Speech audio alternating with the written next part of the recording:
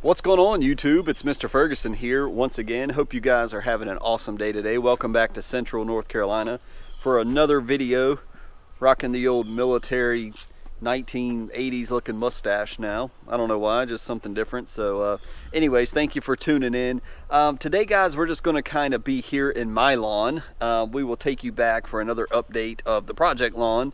When we kind of have something to talk about. As you recall, the last video, we did our first mow out there, kind of sort of on the edge of being a little early on that. We didn't cut as much of the new grass as I would have liked to, which means it just needs more time to grow. And so we've had lots of rain. However, even in my lawn, there are pockets of area that is drying out that we need to continue to water because we're doing repair seeding. And that's kind of what I want to talk about today with my lawn. Just kind of show you the changes that are happening even right now. You see I'm wearing a sweatshirt out here. It's a little chilly this morning. We're finally almost getting into close to being mid-October, just now starting to feel a little bit of cooler air coming in the morning time. But in the afternoon, even me and Mr. Kevin was talking yesterday, it's still warm here in the afternoons in Central North Carolina, talking about somewhere around low to mid 80s sometimes. So it's very it's like our seeding date keeps getting pushed back just a little bit. The heat lingers just a little bit longer before fall's really starting to come in. But even as I speak to you, there's a nice gentle breeze. Probably feels like about 58 59 degrees right now. It's very comfortable out here. It feels awesome. But let me turn the camera around, show you what I'm continuing. I was just doing this yesterday and I just couldn't wait. I was like, I need to do this now. I don't have time to film. Mr. Kevin came over, we talked and chatted while I was doing this. I'll show you what I'm talking about here in a second here in my lawn in Central North Carolina. So the main thing about this video is kind of similar to what we talked about last time. We had a little bit of fungus popping up and coming out here in the morning.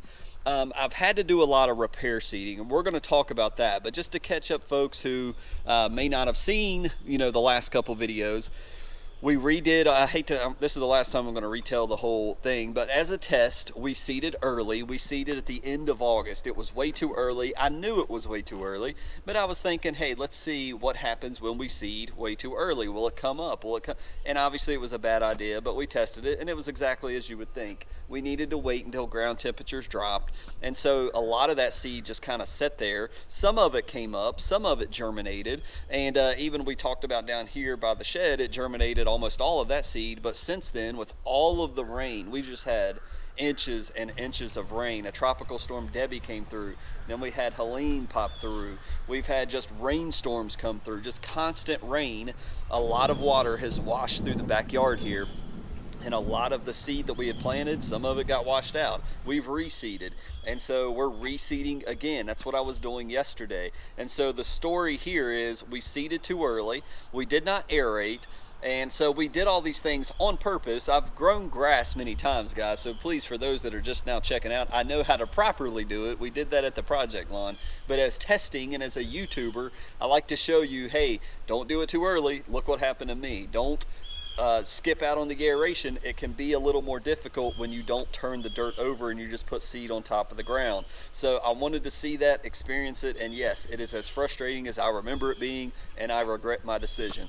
So anyways, to catch you up with today, with all of the rain that we've had going on, guys, we talked about how we've had fungus pop up. I've not really seen a lot of that back here in the back lawn, but I have seen it mainly in the front lawn. As I was over here talking to you, I can show you an example identifying specifically what type of fungus it is. Not sure, but there is a example. You can just kind of see the way that grass is looking, some of the blades right there in that shot. It is definitely fungus. Because why? How do you know for sure, Mr. Ferguson, it's fungus and not anything else? Well, there's a lot of factors that you have to understand, and we kind of hit on one of them recently: the weather. Number one, lots of moisture. When we have excessive moisture and it's getting trapped and you can't mow and it's sitting on top of your lawn, that's not good. Number two, when your ground temperatures are still warm, meaning we're in 70s, 71, 72, fluctuating back and forth. We've got lots of heat. We're kind of at the end of summer. You've got warm temperatures and moisture, not good. And then we still have those spores that can be flooded down, that can come from our neighbors that could have fungus. That's a combination for fungus, and we've seen that develop not when we were seeding and overseeding, but more after all of this rain. It's just kind of developed. So we did do an application in the lawn. Because of that, we have a solution. We tried azoxystrobin. We applied azoxystrobin with a little bit of urea to promote growth and to promote stopping the fungus with that disease control, that fungicide, and then promote some growth so that we can mow soon and hopefully mow out the fungicide, not completely just nitrogen only, but a disease control formula called azoxystrobin, using that and then mowing in addition to that. So somebody asked a great question. Well, Mr. Ferguson, you always talk about propiconazole and azoxystrobin. Well, what if I use one? What does that mean? Is it like half as good? Like why do you say that? And that's a great question for those that may not know, that may have just planted their first lawn. When we're talking about fungus, when we're talking about fungicide, you have different groups.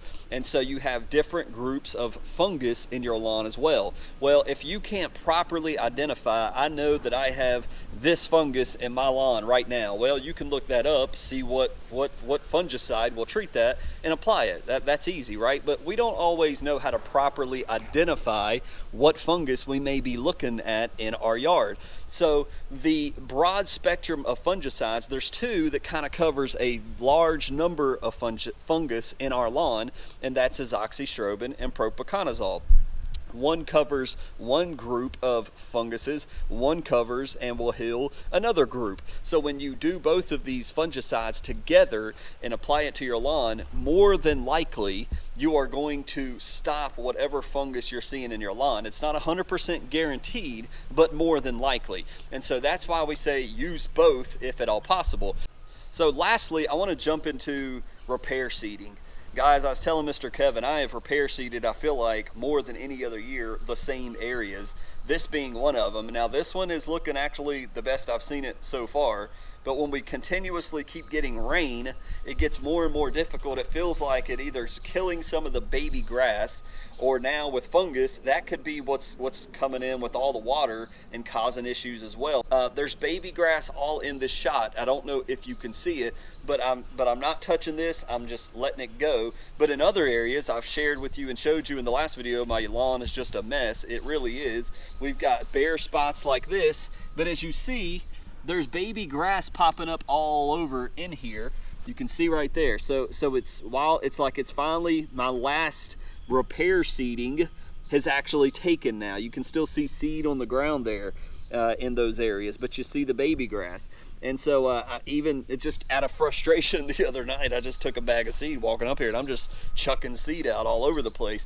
You can see in this shot, hopefully, just all the little holes that are here, and it's just like, I've repaired these, why isn't it working? And either the last time I did it, it's finally taken, you can see the little baby grasses there, or it's the ground temperatures. Like I'm saying, it's colder out here, the morning temperatures seem to be getting cooler, or we're finally drying out from all the excess moisture and that seed can germinate properly. I don't know.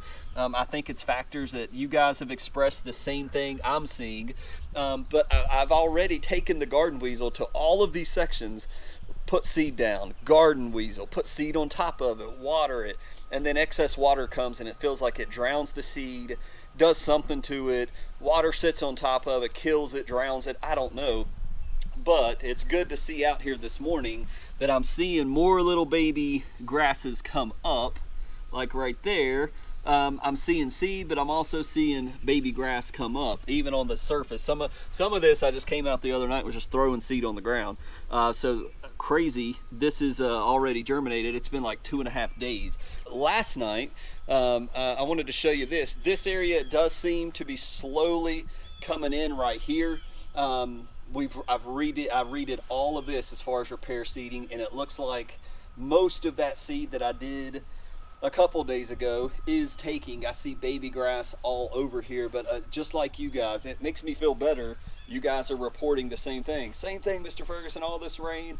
I'm in North Carolina. I'm not seeing germination like I normally do as well.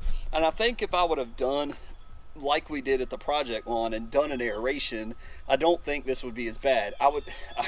It's another test I'm not willing to go through, but if we would have aerated at the end of August, then seeded, what would have been the different result from that? I'll just go without knowing. I'm not going to try that test next year, I tell you that. But even this bank right here, you can see all the little gaps and holes and just area. It just doesn't look clean from where we dethatched and then turned around and reseeded. And I'm waiting on maybe the cooler ground temps to really kick in. I don't know. I've done nitrogen. We've done fungicide. So I'm hoping that it will just kind of pop up and start to really take off and grow with the cooler temps. So this is the area yesterday that's been the most frustrating for me this season, is this area, because now this, I think I did this once, but I redid this area yesterday. It's just basically a big square patch in the ditch that all the water from up the street keeps rushing down, and so it washed all the seed away. I put tons of seed there, garden weaseled it, put some seed on top, and I've watered it, so it's a little matted down this morning. This area looks a little better, but this has been the most frustrating area this year, and it's right by my driveway and nobody's driving over it. It's just been super hard to get the grass to grow, mainly right above this pipe. Now clearly, if there's a pipe underneath, it's just a little bit of dirt, and it could be that we're running out of dirt in this section, running over it all the time. But I've never had an issue with seed popping up, and we've had some little seed pop up in this area, but as you can see, I garden weaseled it again yesterday, and we've got a little bit. It's better up here. You can see all the growth I've got going on up here, which looks way better than it did several days ago. But again, same story up here by the road and by the mailbox. It doesn't want to really take off, and I killed it with seed. So after filming this, I'm going to come by and just give it some more water, being that it's going to be sunny today in the 80s. Water the seed that maybe hasn't germinated yet. But this has been the most frustrating area right here. In addition to that, while Mr. Kevin was over, the bank is looking better. It is slowly filling in, and I feel like some of the Bermuda is slowly backing off. But I redid this section right by the road. We had some guests come pick up something from my wife was selling, and yeah, ran over this section. So I was like, let me just redo it, whether there's baby grass or not. So you can almost see that tire track right here. So redid all of this right here and threw out some more seed here. It does look pretty decent. With this cooler morning, it really does feel like, honestly, it's perked up the fescue this morning. I did redo the ditch. Remember I told you guys the first pre-germinating talk we had, I was redoing this. Well, apparently all that just got washed down the stream. It's gone. So I've redone all of this again, and so we'll keep you posted. Hopefully this time we don't have a major rain or washout, and I can keep this moist, which is why I'm about to drag the hose over here and keep it watered so we can try to germinate, establish, get roots going before we get a big rain coming in. So yes, it is a time where maybe I could have pre-germinated some seed to put out and spread, but I just don't really honestly feel like going through that. I'd rather just put it out, let it do its thing. I even threw some, my ditch keeps getting bigger in this area with all the water we keep washing, so I even threw some seed in here in hopes that maybe some grass will grow and maybe it'll blend this in a little bit. I don't know. If it grows with all these rocks and all this stuff in there by this pipe, then that's pretty impressive. I'm not gonna do anything to it, but I just put seed in there. So let's see what happens, because clearly I've seen grass pop up in our driveway cracks before. Grass can grow in many places without you maintaining it. It just seems this year it's hard to get these bald areas established. And so anyways, God bless you guys. We'll see you on the next video from Central NC.